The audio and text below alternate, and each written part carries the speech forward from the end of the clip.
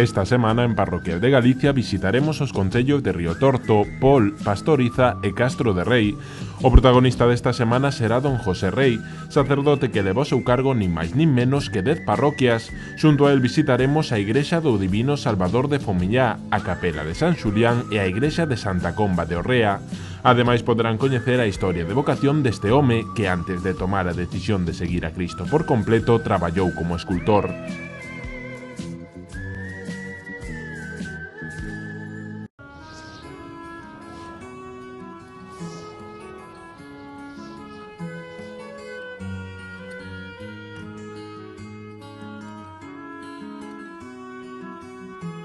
Galicia é a terra dos 1000 ríos, repleta de centos de rincóns insólitos, composta por unha xeografía cuxo interior oculta accesos ao descoñecido, o verde da natureza e as augas transparentes de mar e ríos son sen dúbida un dos principais atractivos desta comunidade. As verdes terras de Galicia ofrecen ao visitante unha excelente combinación de presente e pasado. Unha das zonas máis fermosas e a máis extensa é a comarca da Terra Chá, situada na zona norte e interior da provincia de Lugo. 9 son os concellos que forman esta comarca: Abadín, Begonte, Castro de Rei, Cospeito, Guitiriz, Muras, A Pastoriza, Vilalba e Xermade. A natureza na Terra Chá é exuberante e característica dos bosques atlánticos europeos, con numerosos humidais e pequenos ríos que engordan a conca do Miño.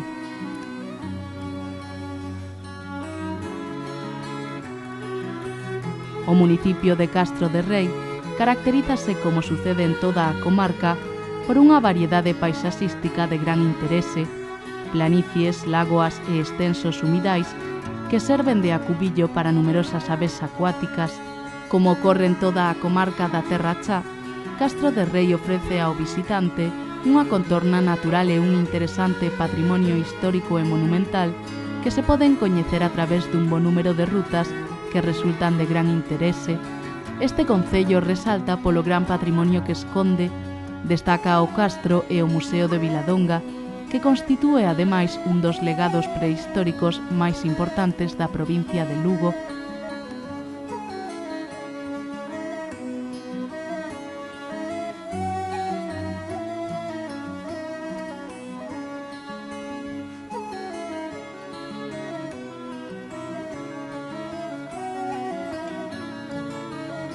O noso viaxe de hoxe lévanos tamén a coñecer outros concellos que non pertencen á comarca da Terra Chá, como son Pol e Riotorto.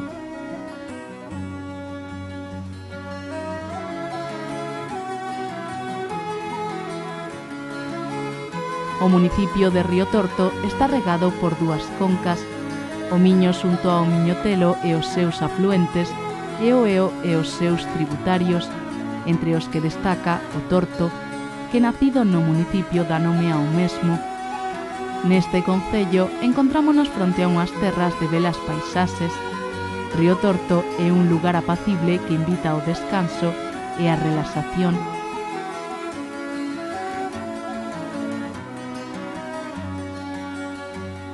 Pola súa paisaxe destaca tamén o concello lucense de Pol, diferente e multiforme, onduladas colinas que acollen gándaras e altiplanos, ríos e regos de auga lenta conforman este lugar.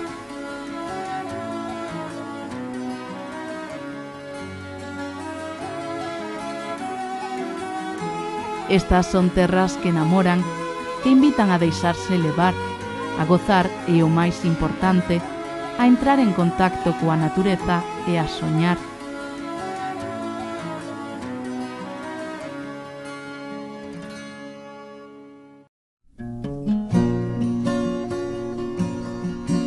Don Xosé Rei, sacerdote da diocese de Mondoñedo Ferrol, que leva ao seu cargo 10 parroquias pertencentes aos concellos de Pol, Castro Rei, Pastoriza e Riotorto, tivo sempre rondando pola súa cabeza a idea de ser sacerdote. De feito, cando era moi neno, don Xosé xa oficiaba misa na súa casa, paradoxa que reflexaría a realidade que el mesmo vive anos despois na que encontrou, ademais, a plena felicidade. And with amazing grace restored my pride. Pretty amazing grace is how you saved me. And with amazing grace reclaim my heart. Love in the midst of chaos, calm in the heat of war, showed with amazing grace what love was for. You forgave my insensitivity and my attempt to then mislead. Don Xosé viviu a fe sempre grazas á súa familia, que o inculcou dende moi neno na religión católica. Aínda así, non foi ata os 25 anos cando este sacerdote ameno, cercano e querido por todos os fegreses, se deu conta de que Xesucristo o chamaba para moito máis. Por aquel entón, este sacerdote encontrábase facendo un descanso do seu traballo como escultor. Vamos, era no medio da experiencia de fe, que vivía tamén nesa comunidade neocatecumenal de Santiago, unha parroquia de Santiago a que seguía asistindo, aunque vivía xa en Villarrube, en Valdoviño. Pois un pouco en medio de toda esa experiencia e a vivencia da fe na vida, contrastada coa oración tamén, e coa xente coas que estabas tamén, cos amigos. Pois nese especie de ano sabático no que estaba, tamén replanteándome un pouco a miña vida profesional tamén, o tema de algunos proxectos que tiña, a mellor de pequenas cousas empresariales ou outras ideas que tiña. Pois, en medio de todo eso, surgeu, un día nunha misa, surgeu esa especie de chamada de Deus, ou esa chamada de Deus, que sinte un para deixar un pouco todas as súas cousas entregarse a esa vocación, a ese servicio a Deus e as persoas no sacerdocio. Bueno, na miña familia sempre vivimos a fe, a iglesia tamén, ir a misa os domingos, rezar na casa tamén, dar gracias a Deus polos alimentos, esa vivencia sempre tuvemos, a catequesis tamén para prepararnos para os sacramentos, ir a comunión, despois eu da confirmación xa máis de maior, cando empecé a prepararme para a confirmación xa tenía 19 anos ou por aí. Pero foi, conscientemente, querendo, prepararse e recibir ese sacramento, comprometerse aí. Con 25 anos e grazas a unha misa que escoitou nunha visita ao seu irmán que estudaba en Salamanca, Don Xosé viu claro o seu camiño. Deus chamábao para seguilo, para ser sacerdote, para transmitir a súa fe e palabra. En definitiva, por primeira vez na súa vida este párroco vía claro que as liñas e os sendeiros que conducían cara á verdadeira felicidade se encontraban na vocación sacerdotal. Foi a partir dese momento cando deixou a escultura que tanto lle apaixoaba e deu un xiro radical á súa vida. Don Xosé renunciaba a todo para entregar a súa vida ao Señor. Bueno, costa algo cando entras así, algo xa, non sei, tería 25 anos, por aí 25, 26, cando entrei. Costa un pouco, que estás acostumbrado a facer un pouco a tua vida, a tua maneira, aunque tes xa tamén responsabilidades polo traballo e por outras cousas, non? Pero vamos, costa un pouco adaptarse, a veces aos horarios, a maneira como está organizado todo, porque a mellor tamén, nese momento o seminario tamén había xente de 18 anos, xente máis maior, máis nova, entonces, claro, era unha cousa un pouco para todos, e así, pero bueno, son cousas que tamén se van doando, todo ten un pouco a súa lógica, non? Momentos de oración, de estudio, de clases, de deporte, de limpieza da casa, de tarefas, e despois pois, outras cousas de xa no fin de semana, de cobrar despois os monumentos, e de ir ás parroquias, e de actividades diversas, formativas, e de ir aprendendo pastoralmente. Todos ao ser creados polo Pai temos unha vocación específica que cumprir nun tempo determinado. Xesús chama a algúns homes para compartir con el o seu sacerdocio ministerial. A vocación é unha chamada que Deus fai aos homes para estar dunha maneira máis especial con el.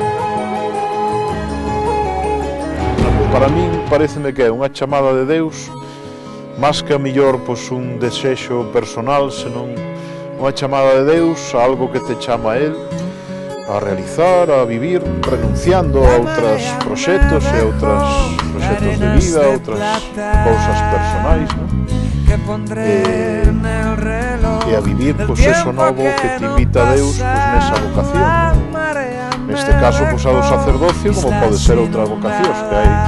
A do matrimonio, pois que tamén é unha vocación entregada e seria tamén, as vocacións religiosas e outras diversas que poda haber, non? Entonces, pois neste caso eu creo que sempre, pois, de alguma maneira, unha chamada de Deus a través da oración, a través de outras persoas, a través da vivencia da fe, ou de alguna experiencia concreta, e despois, pois, unha resposta pois personal a esa chamada de alguma maneira, entregándose con renuncias que implica, pero tamén con todos os bons que che dá esa nova vocación, todo o que recibes, no mellor ese sacrificio, porque iso pois todos os ámbitos da vida, na dimensión da fe, na dimensión da iglesia, de conocer moitas novas realidades, de moitas persoas que están entregadas en distintos ámbitos pastorales e vocacionais, caritativos, unas conchas sin nombre, con que el niño hace un collar de un alfabeto que no entiende el hombre. Este sacerdote, ademais de ter 10 parroquias ao seu cargo, é conciliario diocesano dos Escaus e encargado da pastoral na estrada. Ainda así, este sacerdote, amante do piragüismo e das bicicletas, encontra sempre tempo para facer encontros con xóvenes La miel en los labios, las piernas enterradas. La marea me dejó la piel cuarteada. La miel en los labios, las piernas enterradas. En Mondoñedo ou noutros lugares, pero, por exemplo, desta zona da diócesis, xóvenes diversos, unhos que foron a JMJ, outros que son catequistas, ou que son xóvenes xa traballando, parte deles, pero que estamos tendo un encontro a partir un pouco tamén do CAT, los versos borrados, pois rezando con la tinta, un as misioneras e con xente de pastoral papel juvenil, mojado, reuníndonos e compartindo cousas da fe, da vida, moi interesante. Eso parece unha realidade que xa tuvera tamén nosotros, encontros con sacerdotes tamén, encontros con xóvenes, la miel en los labios, las piernas enterradas.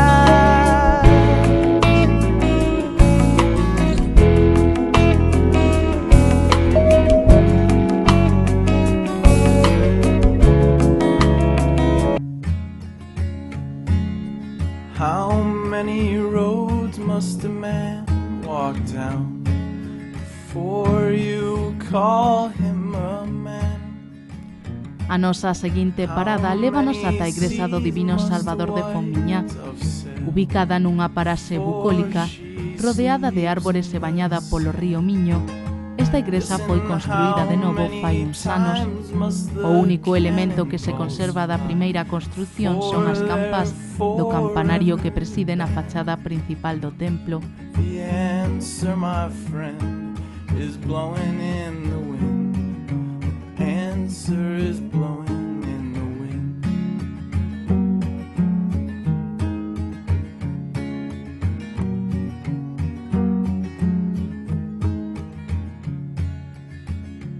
Yes, and how many years can a mountain exist before it is washed to the sea? Yes, and how many years can some people exist? A igrexa de Santa Comba de Órrea, situada nunha bela paraxe galega, na ladeira dun verde val, foi reconstruída entre os séculos XVI e XVII.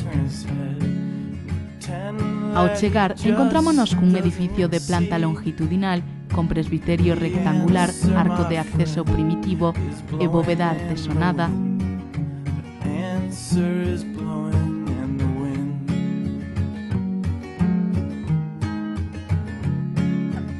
No interior do templo destaca o altar maior que data do século XVI, peza importante pola súa antigüidade e a súa policromía dun só corpo, denominado retablo da Eucaristía. Existen dous retablos máis, o da Epístola do Barroco popular, con imaxes de San Alberto Magno, San Xosé e a Dolorosa. Por último, o do Evanseo, de estilo renacentista en relevo, que representa a San Bartolomé e Santa Lucía.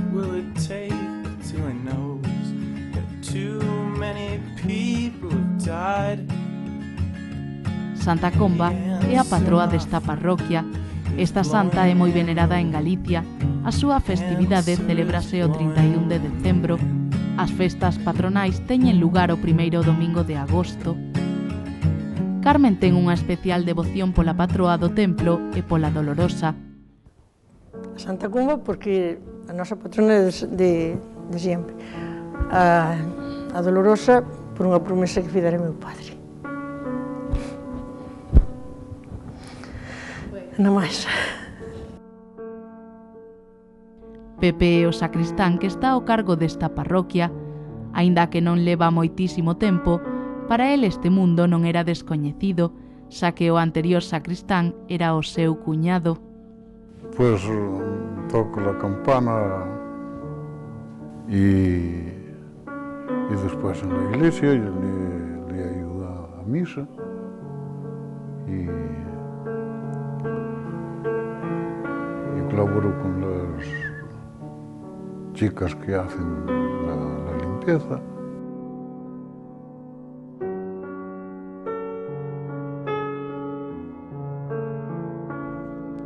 Levar ao cargo 10 parroquias e tantas responsabilidades non é unha tarefa fácil, pero don Xosé organízase ben. Este sacerdote vive entregado ao seu traballo, ao mundo rural. Don Xosé é un cura dos de antes e dos de agora, un sacerdote que se implica nas zonas que leva, que asinte parte del e o vive como tal. Pues sentándose y cogiendo, viendo la tarea que hay que realizar, a veces hay una parroquia un poco más grande o con más actividad, pero en general se va repartiendo y alternando un poco unas y otras, las misas entre sábados y domingos, funerales los sábados por la tarde, que hay muchas veces y acude muchísima gente, y también los bautizos, las fiestas que hay que atender después, sobre todo en las épocas de verano, en las parroquias y otras celebraciones, ir organizando un poco todo y después un reparto de misas por la semana, según van pidiendo muchas veces, y de otras cosas que hay, reuniones del arciprestazgo, de la diócesis, alguna reunión parroquial y toda la tarea que hay de despacho y de visita a personas y de relaciones institucionales o papeleos y cosas que hay que hacer, trámites diversos, ¿no? Dedicarse a algo que guste e co que un poida alcanzar a plena felicidade non é fácil, pero don Xosé conseguiuno. Celebrar os sacramentos, o trato coas persoas e ter a posibilidade de transmitir a palabra de Deus e para don Xosé algunhas das miles de cousas maravillosas que ofrece o sacerdocio. Pues lo mejor pues es poder celebrar los sacramentos y llevárselos a las personas, ofrecérselos, y el encuentro pues con las personas desde Jesucristo resucitado, ¿no?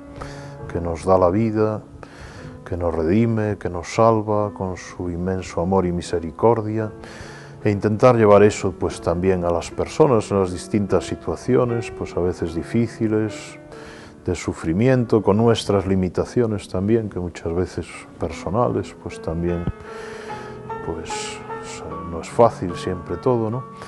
Pero ir llevando pues esa palabra de Dios, ese ánimo, esa presencia, muchas veces también, unas veces más directa y otras veces pues también la presencia de Dios a través de uno, pues a las personas en los encuentros con tantas personas en tantas situaciones de la vida, desde pequeños, desde el bautizo, hasta mayores o hasta pasando por todas las fiestas y celebraciones y todos los sufrimientos también, las penas, las enfermedades, y hasta llegar pues al paso final a la otra vida que también tenemos que atender tantas veces.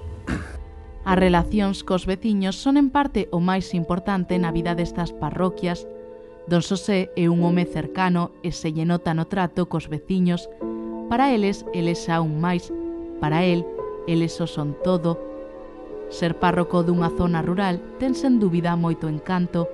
Na cercanía e no trato constante coa xente reside parte deste encanto. Pues lo mejor quizá pues es el encuentro con mucha gente que te acoge, que tiene una fe arraigada y transmitida pues a través de tantas generaciones, y todos esos pequeños encuentros con tantas personas, ¿no? Pues es quizás también, y llevar pues la Eucaristía, pues cuando se puede, porque ahora cada vez es más complicado por la multiplicidad de parroquias, y entonces pues hay que ir a veces alternando y organizando toda la tarea, pues en medio, pues por ejemplo yo tengo 10 parroquias y diseminadas en unos 30 kilómetros, y todo eso pues hay que organizar la tarea pastoral de manera que pues a veces pues se va alternando por la dificultad de que cada vez pues somos menos sacerdotes y más o menos son las mismas parroquias mientras haya gente en ellas, ¿no?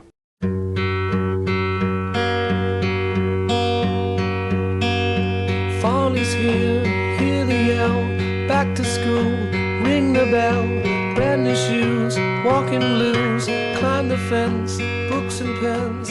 Don Xosé, volcado e preocupado sempre polos demais, visita as persoas enfermas e maiores das parroquias que están ao seu cargo constantemente. Xosefa é unha desas persoas entrañables.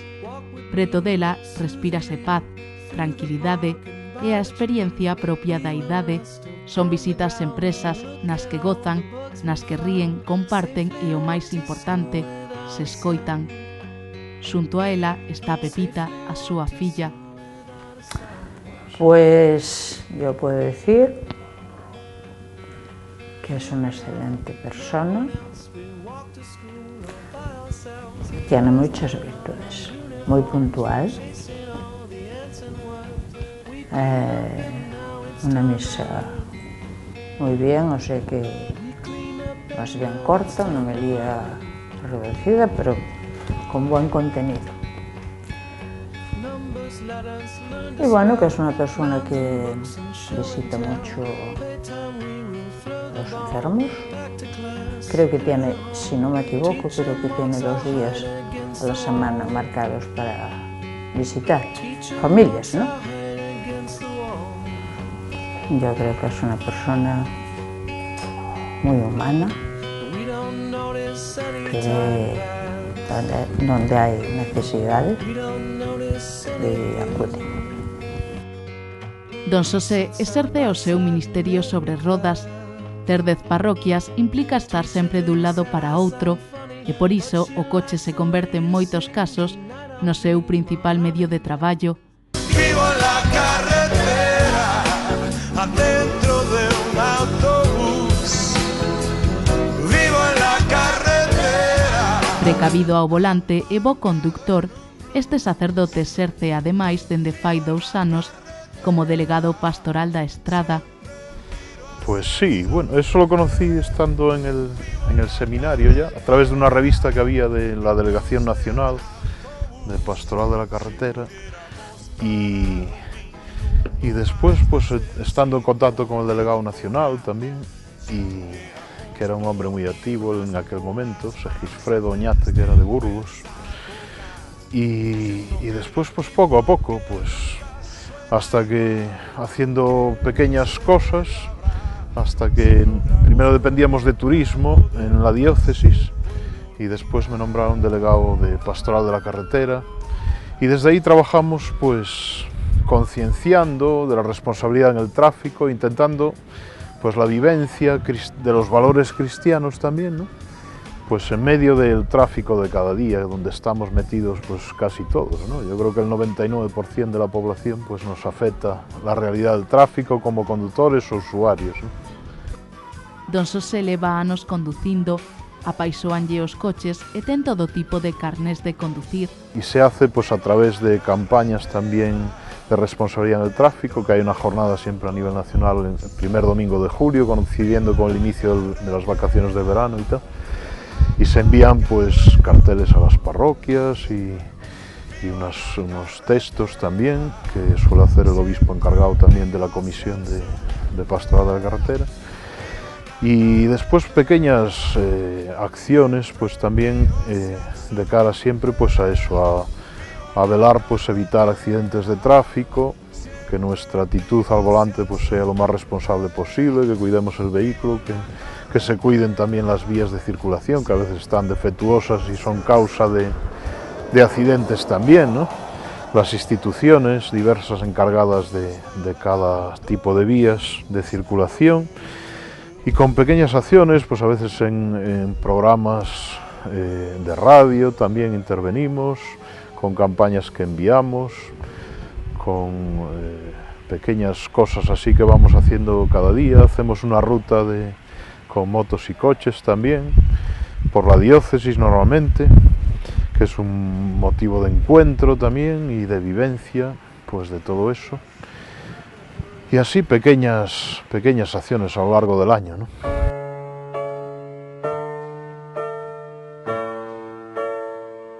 A nosa última parada lévanos ata a capela de San Xulián, un fermoso templo rodeado de árbores e preto dunha fonte. He broke your heart, he took your soul, you hurt inside, 'cause there's a hole. San Xulián é o patrón encargado de velar por esta parroquia. Isabel, veciña da zona, ten unha especial devoción por este santo. Sí, yo soy muy devota, toda nuestra familia fue siempre muy devota. En nuestra casa estuvo siempre la llave de San Julián desde que yo acuerdo, y ya antes, porque lo contaba mi padre, que en paz descanse. Siempre han tenido la llave, sí. Y ahora cuando viene alguna persona, pues van a nuestra casa a buscar la llave y vienen a visitar a San Julián. A capela conta con 3 imaxes deste santo. A máis pequena foi tamén a última que se colocou no templo. Son moitos os que cada ano se achegan ata aquí para celebrar esta festa. Esta es la que se pone el día de San Julián. Los devotos vienen para que le pongan el santo, lo hacen, le ponen el San Julián y Nuestro Señor de la cabeza. Entonces ya dejan la limosna.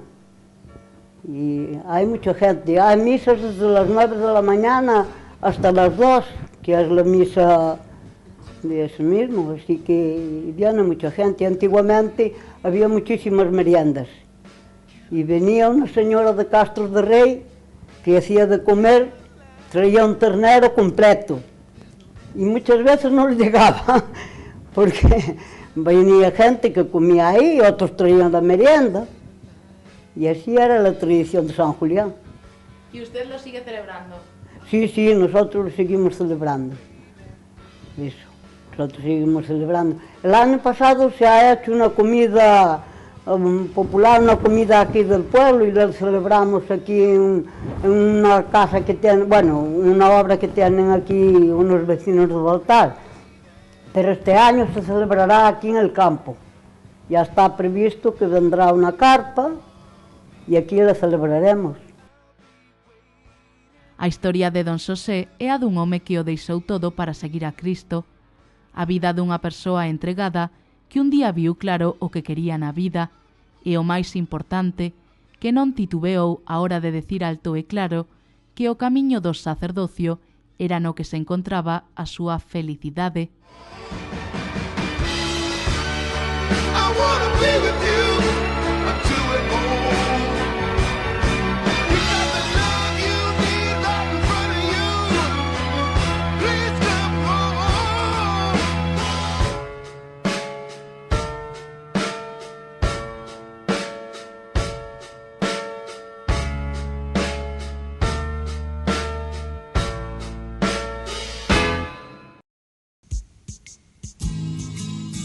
Quere que visitemos a súa parroquia, apetécelle que coñezamos o seu párroco, pois non o dubide, póñase en contacto con nós a través do teléfono 981 55 83 46, 981 55 83 46. Tamén pode escribirnos ao correo electrónico parroquias@populartvgalicia.net. Ou se o prefire, pode deixarnos unha mensaxe no Facebook do programa.